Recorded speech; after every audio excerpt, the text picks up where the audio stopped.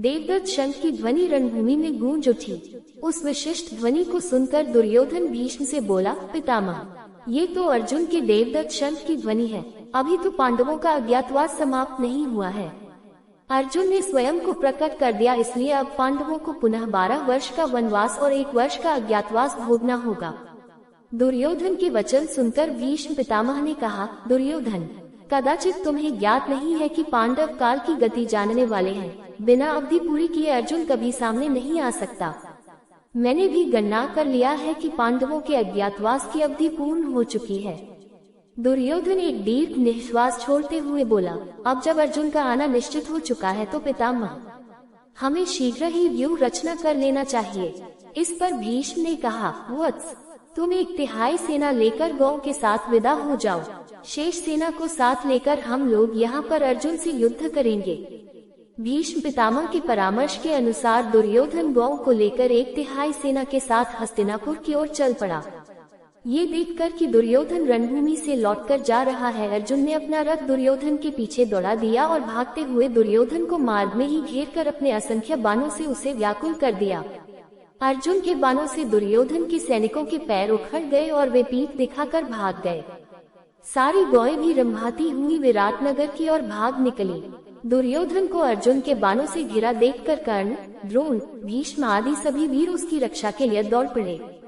कर्ण को सामने देखकर अर्जुन के क्रोध का पारावार न रहा। उन्होंने कर्ण पर इतने बाण बरसाए कि उसके रथ, घोड़े, सारथी सभी नष्ट भ्रष्ट हो गए और कर्ण भी मैदान छोड़कर भाग गया। कर्ण के चले जाने पर भीष्म और द्रोण एक साथ अर्जुन पर बाण छोड़ने लगे, किंतु अर्जुन अपने बाणों से बीच में ही उनके बाणों के टुकड़े टुकड़े कर देते थे। अंततः अर्जुन के बाणों से व्याकुल होकर सारे कौरव मैदान छोड़कर भाग गए। कौरवों के इस प्रकार भाग जाने पर अर्जुन भी विजय शंख बजाते हुए विराटनगर लौट आए। विराट पर्व महाभारत का वह पर्व है जिसमें पांडवों के अज्ञातवास का वर्णन मिलता है। विराट युद्ध को हमें सुशर्मा के विराट नगरी के आक्रमण और कौरवों के विराट नगरी के आक्रमण के दृष्टिकोण से देखना चाहिए। सुशर्मा का विराट नगरी पर आक्रमण। कीचक वध के पश्चात दुर्योधन और सुशर्मा विराट नगरी पर आक्रमण करते हैं। पहले सुशर्मा विराट नगरी के गायों का अपहरण करता है और महाराज विराट को बंदी बना लेता है। इसके बाद भीमसेन युद्ध में उसे पराजित करते हैं और महाराज विराट को छुड़ा लेते हैं। युधिष्ठिर के कहने पर वह सुशर्मा को परास्त करके छोड़ देते हैं। इसी बीच कौरव योद्धा विराट नगरी में घुस आते हैं और वहां से गोधन का अपहरण करके उन्हें अपने साथ लेकर जाने लगते हैं। तभी विराट का पुत्र राजकुमार उत्तर कौरव वीरों का सामना करने हेतु सारथी की तलाश में जुट जाता है। अंततः अर्जुन, जो उस समय बृहन्नला के वेश धारण किए हुए थे, उसका सारथी बनने के लिए तैयार हो जाते हैं। इसके बाद अर्जुन रास्ते में अपना गांडीव, धनुष और अस्त्र शस्त्र उठा लेते हैं और उत्तर को अपना असली परिचय भी देते हैं। फिर वह युद्ध के लिए कौरवों की तरफ बढ़ते हैं।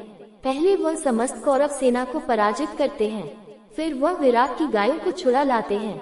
इसके बाद उनका सामना कौरव वीरों से होता है। पहले वह विकर्ण को पराजित करते हैं, इसके बाद वह कर्ण के 2 भाइयों का वध करते हैं। फिर उनका युद्ध कर्ण के साथ कुछ देर तक चलता है, लेकिन अंततः अर्जुन कर्ण को अपने बाणों से ढक देते हैं, जिससे कर्ण रणभूमि से विमुख हो जाते हैं। कर्ण के हटने के बाद अर्जुन कौरव सेना का संहार करते हैं। इसके बाद उनका युद्ध कृपाचार्य से होता है। दोनों के बीच कुछ समय तक युद्ध चलता है, पर कृपाचार्य अर्जुन के पराक्रम के आगे टिक नहीं पाते हैं। उनके घोड़े, रथ, शस्त्र सब नष्ट हो जाते हैं। अंत में कौरव सैनिक कृपाचार्य को रणभूमि से दूर लेकर चले जाते हैं। इसके बाद अर्जुन और आचार्य द्रोण का भयंकर युद्ध होता है, लेकिन अंत में अर्जुन द्रोण को परास्त कर देते हैं। फिर अश्वत्थामा और अर्जुन के बीच युद्ध शुरू होता है। अश्वत्थामा अर्जुन से परास्त नहीं होता है, अपितु उसके हथियार समाप्त हो जाते हैं। इसी बीच अर्जुन उसको छोड़कर कर्ण से युद्ध करना शुरू कर देते हैं। इसके बाद कर्ण और अर्जुन का युद्ध होता है। अर्जुन कर्ण को परास्त कर देते हैं और पुनः उन्हें रणभूमि छोड़कर भागने पर विवश कर देते हैं। इसके बाद वे दुशासन और विकर्ण को परास्त कर उन्हें भी युद्ध से विमुख कर देते हैं।